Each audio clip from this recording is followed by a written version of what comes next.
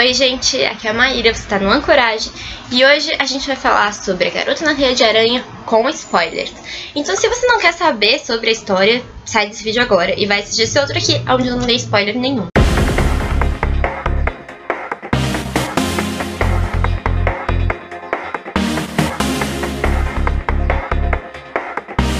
Ok, então vamos lá. Eu sinto muita necessidade de conversar sobre Millennium com pessoas que já tenham lido e que saibam e que se empolguem tanto quanto eu. E isso é muito difícil porque eu não encontro fãs de Millennium no dia a dia. Então se você gosta desse negócio, pelo amor de Deus, me responde. Vamos conversar, vamos virar amigo, assim. Porque... Ok, o que eu achei de fato do livro? Primeiro, né, o livro ele conta a história do Franz Balder, que é um professor de neurociência que está tentando criar uma inteligência artificial que seja superior ao humano. Quando a gente cria um cérebro superior ao nosso, ele também vai querer criar um cérebro superior a ele. E a gente não vai saber onde isso vai parar. E a gente pode virar, assim, meros ratinhos de laboratório. E isso é um impasse ético que tem no livro e que tem nessas discussões sobre neurociência em tudo quanto é canto. Mas enfim, ele consegue criar essa inteligência artificial e roubam dele pra vender pra uma empresa de jogos. Só que assim, a parte que roubam ainda não estava totalmente finalizada. Então mesmo depois de roubarem, ele continuou trabalhando no negócio pra finalizar. E aí ele percebeu que roubaram e ele foi trabalhar na empresa que proporcionou esse roubo pra tentar investigar um pouco melhor, descobrir quem tinha roubado, pra fazer alguma coisa em relação a isso. Porém, descobriram que ele estava indo atrás dessas pessoas por causa disso e que ele sabia demais sobre o assunto e resolveram que precisavam matar ele. Só que o Franz foi casado com a Hannah, que era uma atriz sueca e, enfim, todo mundo é sueco, porque eu fico falando sueco. Enfim, era uma atriz e eles tiveram um filho, que era o August, e o August é autista. E o Franz sempre deu muito mais bola pro trabalho dele do que pro August. O August ficou em segundo plano na vida do Franz e o Franz acabou perdendo a guarda pra Hannah. Só que a Hannah começou a namorar com o Lasse, que é um outro ator que começou a se desvirtuar na vida. Ele começou a virar alcoólatra e violento, e ele batia pra caramba no August, coitado do August. E o August, coitado, era uma criança, ele não falava, ele não fazia absolutamente nada, ele ficava o dia inteiro fazendo quebra-cabeça e escrevendo números, porque ele gostava de escrever números, mas a mãe dele não entendia que diabo desses números eram. Ele escrevia lá os números e pronto, acabou. E aí, com o passar do tempo, foram descobrindo que ele também gostava de desenhar. Ele fazia uns desenhos, mas tipo, a mãe dele também dava muita bola, ele ficava lá só jogando quebra-cabeça. E aí o pai dele, né, quando nessa parte aí que ele é pego, descoberto, ele resolve voltar pra Suécia, porque ele tinha ido trabalhar lá nos Estados Unidos com essa empresa de jogos. Ele resolve voltar pra Suécia e aí ele vai lá e pega o August da mãe dele e descobre que o August tem uma capacidade de desenho incrível. E ele começa a descobrir, a pesquisar e tal, e descobre que o August é um savant, que significa que é um autista que tem uma capacidade alguma capacidade bem desenvolvida. E no caso dele são desenhos que são geometricamente perfeitos e que espelham algum tipo de coisa matemática. Fora isso, ele consegue escrever séries de números bizarros, que o pai também ainda não conseguiu entender muito. A única coisa que o pai descobriu é que essas duas habilidades são muito raras de aparecerem em conjunto. Mas se a gente for pensar um pouquinho, faz sentido, porque o Franz é extremamente matemático, a Hannah é artista, August tem os dois. E aí quando o Franz tá conseguindo lidar com o August e que tá conseguindo um novo tratamento e desenvolver, e percebe que pode vir ensinar ele a falar e que ele vai ficar bem mesmo se ele falar e tal, o Franz é assassinado. E o August é a única testemunha desse assassinato. E quando ele é a única testemunha, essa habilidade de ele desenhar é extremamente bem-vinda, porque descobrem que o que ele desenha é o que ele viu. Então ele tem uma memória fotográfica fodíssima, que ele acabou de ver a coisa e ele consegue reproduzir aquela coisa num desenho perfeito, extremamente detalhado, tridimensional, com sombras e com tudo. Tipo, como se ele conseguisse desenhar uma foto do que ele acabou de ver. Ele consegue transpor a memória pro papel. E aí pensam, putz, é você que vai desenhar quem é o assassino. Só que essa galera aí, os assassinos, eles são hackers. E eles estão de olho em todos os computadores e celulares e todas as coisas possíveis. E eles descobrem que o August tem essa capacidade, que vão tentar usar a capacidade do August pra isso. E eles vão lá e, tipo, não, cara, não vão fazer isso. E aí eles resolvem que eles vão matar o August. Ok, essa é a história do August. Ele é uma criancinha muito fofa, assim, aparentemente. E eu fiquei com bastante vontade de conhecer ele. Bom, daí, ok, esse é um ponto da história. O outro ponto é o Mikael Blomkvist, que pra variar, ele tá trabalhando na Millennium, e a Millennium, pra variar, está falida. A Millennium, ela começa falida em quase todos os livros, e quase todos os livros são uma forma de tentar reavivar a Millennium, e pra reavivar a Millennium é sempre preciso que o Mikael tenha um furo de reportagem essencial, e ele não tá conseguindo um furo de reportagem. Ele tá sendo criticado por toda a mídia, porque a Millennium é uma revista física que sai mensal, e não tem site, tipo, onde publicam as coisas. E o Mikael, ele não tem redes sociais, ele é contra essas coisas, ele não sabe publicar nessas novas tecnologias, e ele tá sendo extremamente criticado pela galera por causa disso. Então ele tá saindo tudo quanto é tabloide, e ele tá puto da cara, e isso tá fazendo a Millennium perder mais assinantes e mais anunciantes, e tá tudo falido. E pra piorar, a galera, quem leu o terceiro livro sabe que a Harriet Wenger era uma das principais acionistas desde o primeiro livro e tal, né? Por agradecimento, papapá. Porém, o grupo Wenger é gigante e decidiram que a Millennium não estava dando certo, ninguém obedeceu a Harriet e o tio dela tinha morrido. Então, no fim das contas, eles acabaram tendo que vender para uma outra empresa de comunicação que tinha um monte de revistas, tipo a Abril, assim. E aí a Millennium era só uma dessas revistas e não recebia mais tanto empenho quanto antes. Estavam tentando transformar a Millennium em uma coisa mais comercial também, então chegaram até na ideia de tirar o Mikael da redação, e ele, por conta própria, estava pensando em sair mesmo, porque ele não estava curtindo.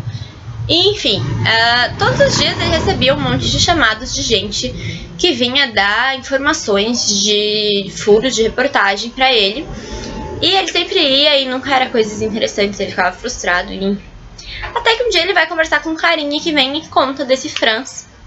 Fala, você precisa conversar com esse Franz, porque ele descobriu uma coisa importante, ele não tá conversando com ninguém, ele vive isolado do mundo, dentro de uma casa, estudando, trabalhando, enfim. Mas dá um jeito de conversar com ele, porque ele vai precisar contar pra alguém as coisas que ele sabe, e essas coisas vão te dar um bom furo de reportagem. O Mikael não acreditou muito, porque ele não tava entendendo pulhufas, mas tudo bem. Aí, o Franz, antes de morrer, ligou pra ele, tipo, muito antes de morrer, assim, minutos antes de morrer, ele ligou pro Mikael, falou, vem aqui na minha casa agora, que eu tenho um monte de coisa pra falar pra você, eu acho que eu vou morrer em breve, porque eu tô ameaçado de morte, então eu tô precisando passar pra alguém tudo que eu sei antes de morrer. E aí, ok, o Mikael vai e tal, e aí beleza. E aí, como é que a Lisbeth entra em toda essa história, né? Temos um outro ponto da história, que é a NSA e a SAPO, que são a agência dos Estados Unidos e a agência sueca. A agência dos Estados Unidos, a agência de segurança, né, nacional. Enfim, dos Estados Unidos, tem tipo uma sala cheia de computadores com um monte de hackers que são, assim, melhores que os hackers anônimos, ou tentam ser, porque eles protegem a segurança de todo mundo e eles se infiltram na vida de todo mundo e eles veem tudo, sabem de tudo, e enfim. E eles são hackeados. E roubam alguns arquivos, eles ficam putos, eles ficam tentando descobrir quem hackeou e por que hackeou e o que hackeou. E enquanto isso, eles descobrem que esse hacker tinha sim ligação com o Franz Balder. Então, uma mocinha lá, a Lona, ela começa a conversar com a Gabriela, que é da SAPO, sobre essa investigação para a Gabriela reforçar lá a polícia e, enfim, os cuidados com o Franz. E o Ed de Ned, que é o cara que comanda mesmo a segurança ali, e que foi o que se sentiu mais atingido com o hack, porque hackearam, tipo, todas as coisas de segurança que eles tinham criado. Ele foi atrás de quem era o hacker. E é claro que a hacker era a nossa brilhante Lisbeth Salander. A Lisbeth, ela hackeou o negócio porque ela descobriu que a irmã dela tinha herdado a organização criminosa do pai dela. E é aí que a história vira mágica. Porque assim, a gente sabia da existência da Camila Salander em todos os livros. E ela nunca aparece nesses livros. E eu achei muito, muito esperto do David ter trazido essa personagem. E essa coisa de ele ressignificar o Wasp e colocar os personagens da Marvel e colocar que a irmã dela é a Thanos e o The Spiders, isso foi genial, porque é uma coisa muito infantil, mas que ao mesmo tempo tem tudo a ver. Então assim, eu vi muitas críticas de que nesse livro a Lisbeth, ela tá mais sentimental, não tá batendo em todo mundo tanto quanto e etc. Mas eu não concordo muito. Eu acho que o que acontece é que ela acaba ficando muito perto do August, e o August desperta nela muitas lembranças sobre a infância dela. Porque se a gente for parar pra pensar, ela tem muito a ver com ele, sabe? O próprio Blomkvist fala isso no começo do livro, e ela tem muito a ver com ele. Então, ela fica sensível perto dele, porque a Lisbeth, ela é gente. E é isso que torna ela genial, desde o primeiro livro. Ela tem sentimentos. E aí... é muito interessante porque ela não precisa contar pra ninguém sobre a Camila. O Mikhail descobre sozinho e vai conversar com o Holger Palmgren, e o Holger fala a história inteira, e é demais a gente saber um pouco sobre esse background da Lisbeth e essa história dela com a Camila, e descobrir como a Camila é malvada desde sempre. E putz, que ódio dessa Camila, mas ao mesmo tempo eu fiquei muito incitada a ler um próximo livro onde a Lisbeth finalmente pegue a Camila, porque a Camila conseguiu escapar, isso não pode. Mas assim, eu achei muito legal eles terem explorado essa relação entre elas e essa coisa, porque mantém uma coisa que tinha nos outros livros, pelo menos nos últimos 2, que é o foco ser a Lisbeth. Apesar de o Mikhail ser o protagonista, a Lisbeth ocupa o papel Chan da história, e isso foi uma boa sacada do David, porque é bem isso que o Larson fazia, então foi bem bacana. Mas assim, outra coisa que também reclamaram muito é da quantidade de personagens, porque tem muitos personagens que eles aparecem e eles logo desaparecem, eles não são bem desenvolvidos. Eu senti muita falta disso também. A Hannah, que é a mãe do August, ela simplesmente não aparece na parte onde o menino é sequestrado, o menino quase morre, o menino, acontece tudo com a vida do menino. Mas assim, ela deixa o menino na clínica e depois ela só aparece na hora que a Lisbeth vai deixar ele na casa dela. Por mais bizarra como mãe que ela seja, por mais que a vida dela estivesse ferrada, eu achei muito zoado não ter aparecido ela no meio do negócio. Principalmente porque aparece até o Lacey, né? Nas lembranças do August aparece um pouco dele, mas não aparece nada dela. E eu fiquei tipo, meu, muito bizarro. Outro ponto importante que eu gostei também é a questão de as funcionárias dessas agências que ajudam muito no caso, sempre são mulheres, né? Tinha a Helena Craft, a Gabriela e a Lona, a Erika, é um monte de mulher. Eu acho isso muito massa, porque faz a gente pensar que, nossa, a gente pode fazer coisas.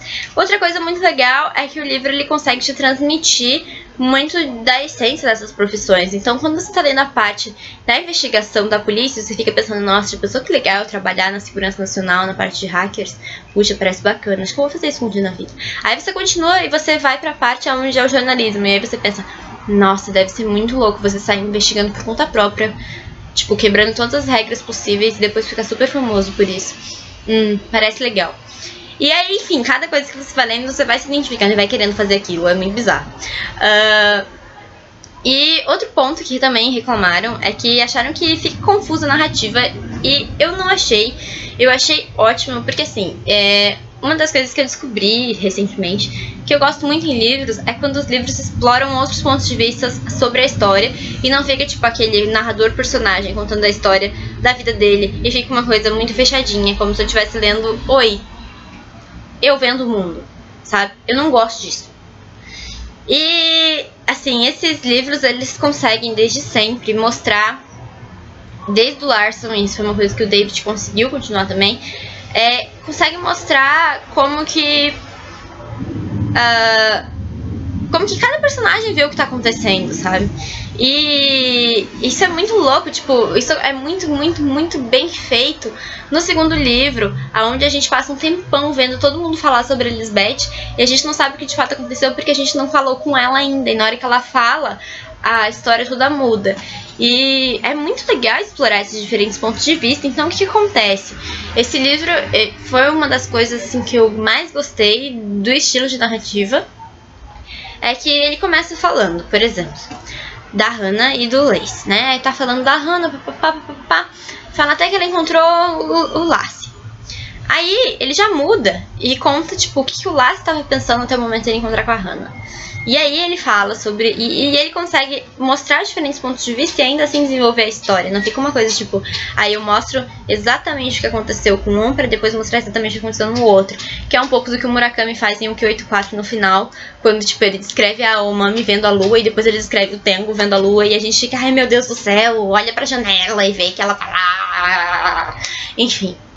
Isso não acontece, essa sensação assim não acontece aqui, mas ele consegue sim transmitir esses diferentes pontos de vista e ainda assim desenvolver a história e fazer a gente continuar querendo ler, porque a gente consegue ver o que cada um tá pensando, sabe?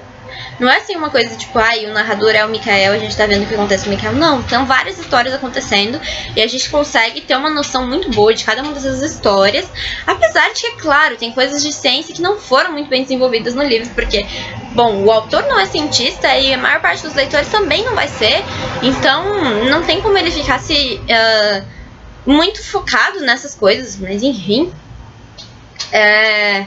Lógico que tem, assim, vários furos em relação a isso, mas é muito legal essa coisa da gente conseguir ter uma visão 360 da história, que é uma coisa que eu elogio sempre muito no Victor Hugo e tal.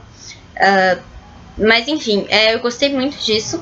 E também tem essa coisa de que, assim, a história tá acontecendo, né, aí tem aqui, assim, um espaço de umas 2, 3, 4 linhas, sei lá, e muda o ponto de vista, que isso eles fazem um pouco no The Game também, que eu conversei aqui com vocês esses tempos.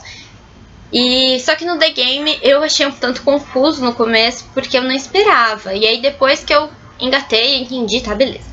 E é muito engraçado, porque até nesse livro aqui, às vezes você tá tão empolgado com o ponto de vista de X, que na hora que muda pro Y, demora umas 5 linhas até você perceber que mudou pro Y, porque você não tava achando que era o X. E, tipo, até eles usarem algum pronome, tipo ele, ela, tem que você saber de quem estão falando.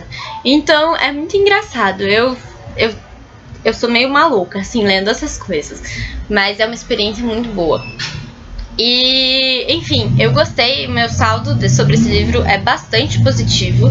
Eu não esperava tanto assim. Eu achava que ia ser uma cópia mequetrefe. Na verdade, primeiro eu achei que esse livro era, de fato, a obra continuada, né? O último livro que o Larson já tinha escrito, que o David só tinha finalizado. Então eu achava que ia ser bom. Aí eu comecei a ler e aí eu descobri que ele não era do Stiga, ele era inteirinho do David. E aí eu fiquei com pés atrás. Mas eu consegui abstrair muito disso enquanto eu estava lendo. E eu fiquei com vontade, tipo, do David seguir carreira nesse negócio de suspense policial, assim. Porque ele tem uma pegada bacana.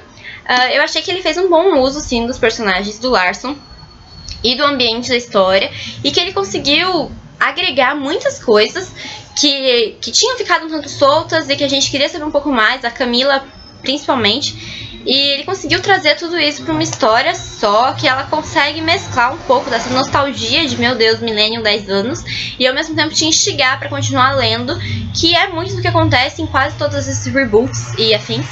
Então, cumpre muito bem o seu papel. E eu acho que sim, a família do Larson deve ter ficado bem mais rica, a Eva deve estar puta, mas eu gostei bastante e eu realmente quero que saiam novos livros. E eu gosto muito da tradução que fazem dos nomes, porque são nomes que, assim, tipo, não tem nada a ver com os nomes, os títulos originais, mas eles têm muito a ver com o interior do livro, sempre foi assim. Então, assim, o trabalho da Companhia das Letras, muito, muito bom nessa série, eu gosto bastante. E a tradução da Fernanda e do Guilherme continua sendo incrível, então é isso. O livro é muito bem editado, é muito bacana mesmo.